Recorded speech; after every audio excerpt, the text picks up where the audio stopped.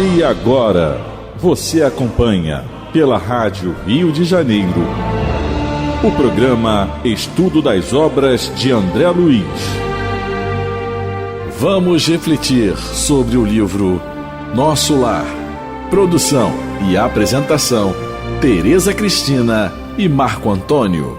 Amigos ouvintes da Rádio Rio de Janeiro, novamente estamos aqui na emissora da Fraternidade para darmos continuidade ao estudo da vida no mundo espiritual através da obra Nosso Lar, obra que foi ditada pelo espírito André Luiz e que foi psicografada pelas mãos abençoadas de Francisco Cândido Xavier. Olá, caros ouvintes. Vamos começar o nosso programa estudando o capítulo 30, Herança e Eutanásia.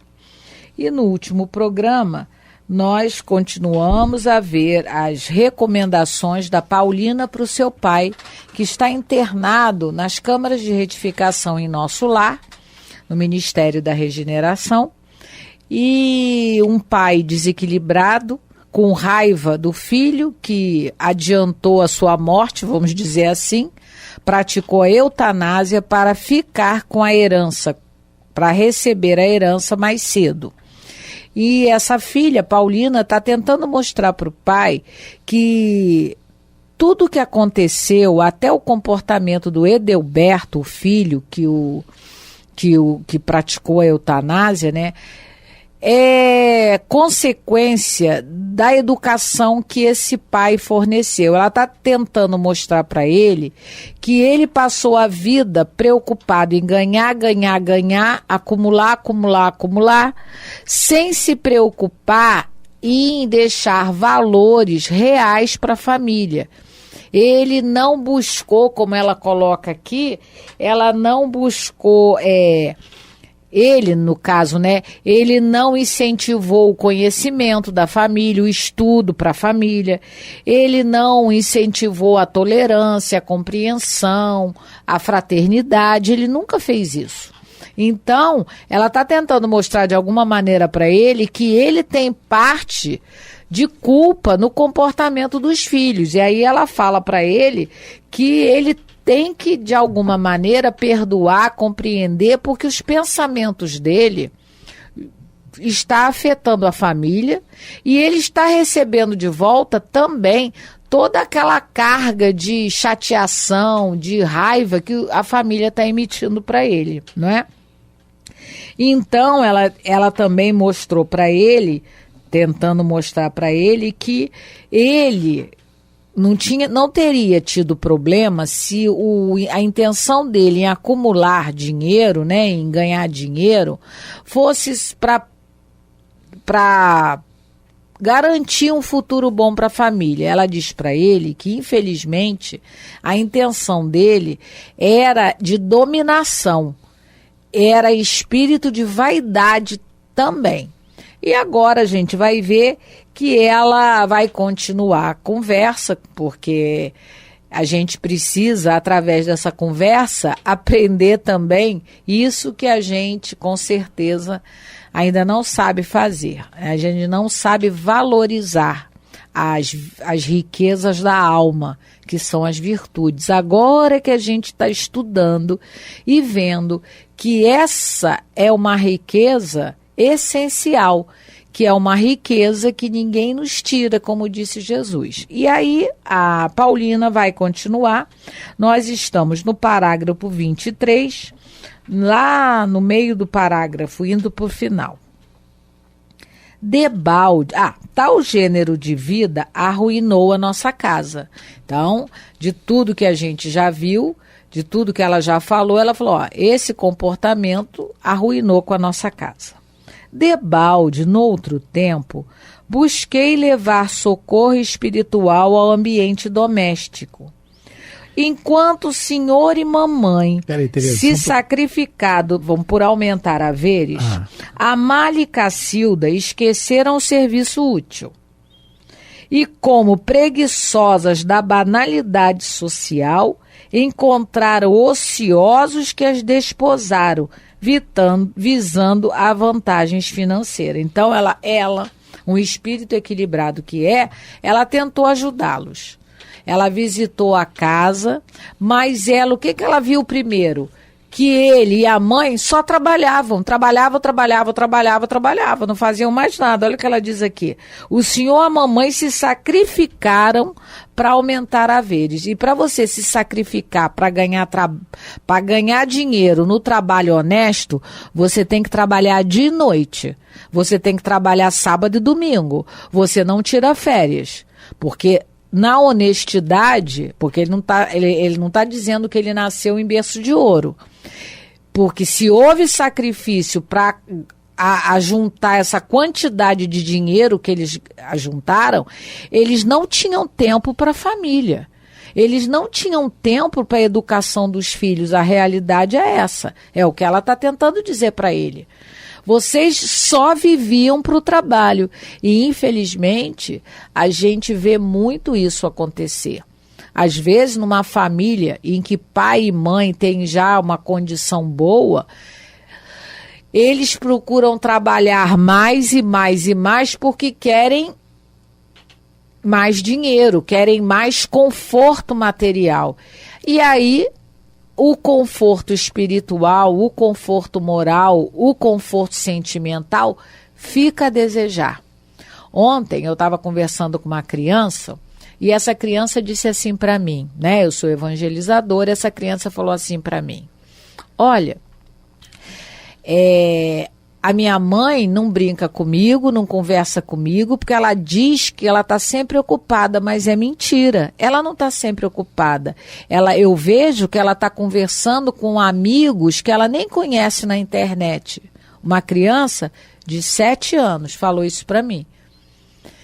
Será que essa mãe e esse pai, e ela me queixa também do pai ter o mesmo comportamento, não ter tempo para ela. Então, infelizmente, esses pais estão mais preocupados em dar coisas, em acumular bens materiais, do que dar atenção para essa criança. E aí, será que no futuro a gente vai ter assim, em família, um comportamento dessa criança, a família dessa criança, será que vai ter o comportamento aqui da família da Paulina? Quem sabe? Tereza, Deus é que sabe. Ela inicia, a gente iniciou debalde no outro tempo. Ela fala assim: debalde no outro tempo, busquei levar socorro espiritual ao ambiente doméstico. Então, esse exemplo que a Tereza deu agora dessa criança, isso acontece em milhões de lares aí pelo mundo afora, não é? Não só em famílias abastadas, não. Em famílias também em situação precária. A atenção que se dá. Então, ela diz que buscou levar socorro espiritual ao ambiente doméstico. Nós temos aqui no Livro dos Espíritos, na pergunta 459 do Livro dos Espíritos, 459, influência oculta dos espíritos em nossos pensamentos e atos. Kardec pergunta assim: influem os espíritos em nossos pensamentos e atos? Muito mais, resposta dos espíritos, muito mais do que imaginais, muito mais. Influem a tal ponto que de ordinário são eles que vos dirigem. Só que ele responde assim: muito mais do que a gente imagina a influência. O problema é nós nos aderirmos a essa influência. Porque na resposta da questão 466, logo adiante, em que Kardec pergunta: por que permite Deus que os espíritos nos excitem ao mal? Que assim como a Paulina tentou ajudar, e em casas com famílias como essa que a Tereza citou, existem espíritos que querem ajudar e espíritos que não querem ajudar, que querem atrapalhar. Como em todos os lares, todas as situações. Porque nós temos os nossos comprometimentos do passado. E aí, nessa resposta da pergunta, em que Kardec pergunta sobre a permissão divina de espíritos que nos excitem ao mal, na resposta ele diz assim: desde que sobre ti atua influências mais, é que as atrais, desejando o mal, porquanto os espíritos inferiores correm a te auxiliar no mal logo que desejes praticá-lo. Então, o mal nesse sentido aí, no caso aqui da Paulina, ela fala aqui, debalde, quer dizer, no outro tempo, em vão, tentei levar socorro, influência espiritual, que ela fala aqui, levar socorro espiritual ao ambiente doméstico. Mas como acontece com todos os lares, esse que a Tereza citou, por exemplo, com certeza há espírito tentando ajudar, mas os pais se fecham para isso. Eles se fecham. Aí é que os espíritos responderam a Kardec. Os espíritos inferiores acorrem a te auxiliar no mal logo que desejes praticá-lo, porque é o que a gente quer, é o que os pais estão querendo. Eles estão querendo mais a questão no caso hoje, né? Conforto material, no caso hoje, mais especificamente da internet, né? De ver lá, do que dar atenção aquele espírito que está ali sob a responsabilidade deles, que é uma criança. Então isso acontece muito. E é isso que a gente tem que vigiar, que ela já está dizendo aqui. Debate tentou levar socorro espiritual. Com certeza há espíritos tentando modificar a situação, mas a gente não adere a eles. Né? E é interessante quando ela agora vai falar das irmãs, né? A Amália e Cacilda, que são as duas irmãs dela, esqueceram o serviço útil, porque o dinheiro entrava fácil em casa, não é? Quem se sacrificava era o pai e a mãe, talvez com o discurso que filha minha não vai passar necessidade, minhas filhas são filhas de homem rico, não precisa trabalhar. Elas, como preguiçosas da banalidade social, encontraram ociosos que as desposaram, visando a vantagem financeira. Porque a gente pensa bem, se você só vive em bares, em noitadas, em boates, em passatempos o tempo todo, sem trabalho, sem estudo, você vai atrair pessoas e vai conviver com pessoas que agem da mesma maneira. Elas eram ociosas e encontraram rapazes que estavam na mesma sintonia que elas, estavam com os mesmos propósitos, só levar vantagem financeira. Porque, não é? Elas não estavam acostumadas ao trabalho, ao estudo, nem ao estudo, ao que parece. Então, elas atraíram para si semelhantes, porque, na realidade, o semelhante atrai semelhante. São os mesmos gostos, elas não faziam nada, e se tinha, para ela encontrar rapazes, elas não eram em local de trabalho porque não trabalhavam. Não, né? Como é que encontrar um rapaz trabalhador se elas não trabalhavam? Se elas só viviam sem fazer nada, né? Desfilando na sociedade. Iam encontrar rapazes iguais, que também viviam desfilando na sociedade. É uma daquilo que os espíritos respondem, da prova da riqueza, ela é mais perigosa do que a da pobreza. Esse é um dos itens fundamentais. Essa questão que ela é preguiçosas na banalidade social, porque tem tudo, não tem a necessidade, às vezes, do trabalho para sobreviver, para se vestir. Não foi igual o pai do Ivo Pitangui, que ensinou a trabalhar. Exatamente, que a Teresa deu o exemplo. Que muitos aí, me parece que na família do Antônio Hermínio de Moraes também teve uma situação dessa, ele era uma pessoa mais centrada, né? Empresário do ramo lá de São Paulo. Então, esse é um dos perigos. O Emmanuel tem uma página, Teresa, no livro Caminho, Verdade e Vida, o título é Por que Dormis? E aí a gente pode encaixar o raciocínio aqui nessa questão do que ela fala aqui, banalidades sociais preguiçosas, né? Que elas se tornaram. Que pode acontecer com qualquer um de nós nessa prova da riqueza. E aí o Emmanuel diz assim, ele pega um trecho do Evangelho de Lucas, capítulo 22, que Jesus está lá na questão da oração antes de ser preso. Ele diz assim, e disse-lhes, por que estáis dormindo? Levantai-vos e orai, para que não entreis em tentação. Ele diz assim, nos ensinos fundamentais de Jesus, é imperioso evitar as situações acomodatícias, em detrimento das atividades do bem.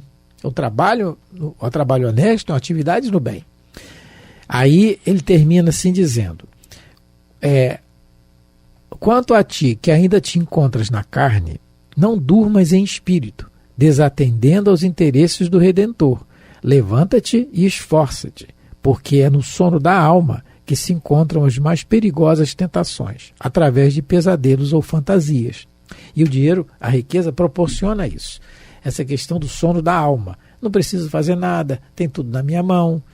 É o que eu falei agora, falamos em programa passado, se noticiou aí na mídia o nascimento do neto do Silvio Santos. O espírito já vem na aprovação, né? Até pegaram o retrato do bebezinho com um sorrisinho assim bonitinho e botaram assim, a cara de felicidade que ele nasceu rico. Mas aí a gente analisando com o que a gente está conversando aqui, com o espiritismo, a gente vê que Vamos fazer. Na hora eu falei assim, meu filho, Deus te ajude, porque realmente a prova é perigosa. É perigosíssima. E aí cai nesse escorregadinho no que ela está falando aqui, né? Nessa banalidade, preguiçosas da banalidade social. E agora ela vai continuar mostrando para o pai o que aconteceu na família. Ela já falou das filhas, né? Ela já falou que ela ia lá, mas via ele e a mãe se sacrificando só para ganhar dinheiro. As meninas casaram com maridos ociosos, tais quais elas mesmas. E agora vai falar dos rapazes. Agenor repudiou o estudo sério, entregando-se a más companhias. Esse foi um deles, né? Não é o que praticou a eutanásia. Não é o que praticou, né? O Edelberto conquistou o título de médico, aliando-se por completo da medicina e exercendo-a tão somente de longe em longe, a maneira do trabalhador que visita o serviço por curiosidade. Não precisava nem trabalhar como médico, né? Tinha dinheiro? Tinha dinheiro, ele não precisava trabalhar. Coisa, né? Então, eu vendo essa questão da medicina, porque a medicina é um sacerdócio. Infelizmente, as pessoas estão indo para essa carreira, né, profissional, visando apenas o lucro financeiro, e isso é muito triste. Imagina, né? Porque você está lidando diretamente com pessoas em situações muito aflitivas, porque a enfermidade, a doença, ela é uma prova difícil. E você, como médico, não é? Você deveria não só cuidar do corpo, mas também da alma daquele paciente. Por isso que o doutor André Luiz, quando chega nosso lá, ele vai ser faxineiro, ele vai ser auxiliar de enfermagem, porque ele não tinha condição de ser verdadeiramente um médico. Ele só cuidou de corpos e mal cuidados, né? Ele não tinha um interesse pelo paciente. Hoje em dia, então, a gente vê isso, infelizmente, graçar na nossa sociedade.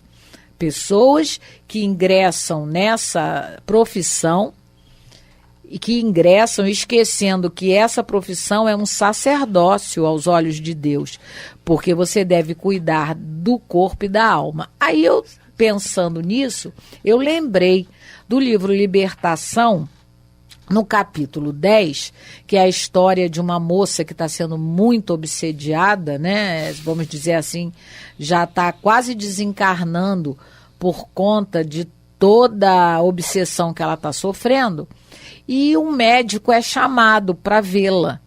E aí o Gúbio vai fazer um comentário, né?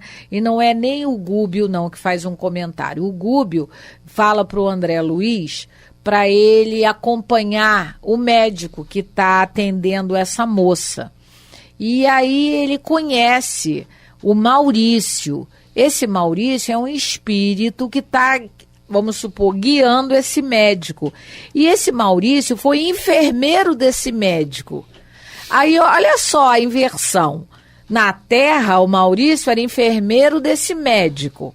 O Maurício morreu, agora é o Maurício que está guiando o médico. Quem aí é mais evoluído? O médico, só porque tem o título de médico aqui da Terra? Ou o enfermeiro, que para nós, né, aqui enquanto encarnados, é uma profissão inferior ao do médico, mas a nível evolutivo, o Maurício está melhor, porque senão ele não estaria guiando o médico. Olha só. O André Luiz, no capítulo 10 do livro Libertação, vamos ler um trechinho sobre a medicina, sobre os médicos. O novo amigo atendia pelo nome de Maurício. Fora enfermeiro do médico que protegia e recebera com satisfação a tarefa de ampará-lo nos empreendimentos profissionais. Então ele entendia mais de medicina do que do médico. Dá para a gente ler isso nas entrelinhas. Bom, tudo bem. E aí ele vai falar para o André Luiz. Todos os médicos, asseverou-me convicto, ainda mesmo quando materialistas de mente impermeável à fé religiosa, contam com amigos espirituais que os auxiliam. A saúde humana é um dos mais preciosos dons divinos. Quando a criatura, por relaxamento ou indisciplina, delibera menosprezá-la, faz-se difícil o socorro aos seus centros de equilíbrio. Todavia, por parte de quantos ajudam a marcha humana da esfera espiritual, há sempre medidas de proteção à harmonia orgânica. Claro, há erros tremendos na medicina e que não podemos evitar.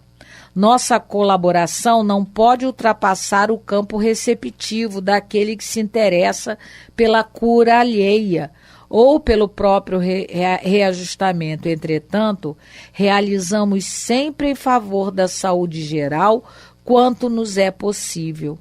E numa expressão profundamente significativa acentuou: "Ah, se os médicos orassem". Então, para a gente ver o quanto essa profissão é amparada pelo mundo espiritual. Até aqueles que não acreditam em nada, materialistas de carteirinha, ateus de carteirinha, eles são sempre ajudados. Mas essa ajuda seria muito mais eficaz se eles orassem, se eles pedissem, antes de qualquer trabalho, a ajuda do mundo espiritual. Tem uma imagem muito bonita que eu via num laboratório que eu fazia exames. Era uma imagem, um quadro mostrando uma mesa cirúrgica, os médicos e Jesus impondo as mãos sobre a cabeça dos médicos, para mostrar a realidade do que acontece. Então, esse rapaz que teve essa santa oportunidade de exercer esse sacerdócio na terra, por conta da educação que ele teve, não é? De não ter sido burilado na parte da responsabilidade, porque é isso que o trabalho nos ajuda a ter: responsabilidade, disciplina. Ele não teve isso, ele não foi favorecido com isso. E então ele passeia lá, deve passear no consultório dele, quando ele vai ao consultório, porque o que a Paulina está dizendo para o pai? O fulano, não estudou nada, não quis saber de mais nada. E aquele que se tornou médico, ele só passeia no consultório, não é? Como ela colocou aqui. E aí ela termina: todos arruinaram belas oportunidades espirituais, distraídos pelo dinheiro fácil e apegados à ideia da herança. Olha só, porque todos eles não tinham essa preocupação, porque sabia que o pai deixou milhões para todo mundo. E a herança, esse dinheiro que o pai tanto acumulou, só serviu para brigas, desavenças, comodismo, ociosidade e todo gênero de problemas familiares. Essa questão da medicina, tem no livro Os Mensageiros, que é o próximo livro aqui, mas é um exemplo que nós vamos dar no próximo programa, porque agora não dá mais tempo. No final, Mas realmente um sacerdócio de muita responsabilidade. Toda profissão tem a sua responsabilidade, claro. Mas a medicina, ela lida tá direto com vidas, com sentimentos. Depois, para mim, as profissões que dão mais relevância ao espírito é o do professor e a do médico, Primeiro é do professor, é claro. Sem o professor, a gente não tem ninguém. Não tem médico. Então, estamos aqui terminando mais um programa, falando ainda da questão, porque nos toca diretamente na questão do poder do dinheiro, E isso toca diretamente no nosso espírito, nas nossas dívidas que ainda temos com a lei. Mas temos que estudar, meditar para nos melhorar. A meta é essa. Muito obrigado pela atenção, pelo carinho, mais uma vez pela paciência de nos ouvir. Fique com Deus. Porque, como eu sempre gosto de pensar, se a gente não sabe fazer um bolo, a gente precisa da receita. Não é? Porque senão um bolo que a gente nunca fez não vai sair direito. Então, como isso para nós é novidade, essa mensagem de Jesus é novidade no sentido de que a gente ainda não se preocupou em praticar. Então vamos estudar para a gente aprender o que é para fazer. Muita paz a todos, Deus abençoe vossos lares. A Rádio Rio de Janeiro apresentou o programa Estudo das Obras de André Luiz. Produção e apresentação, Tereza Cristina e Marco Antônio.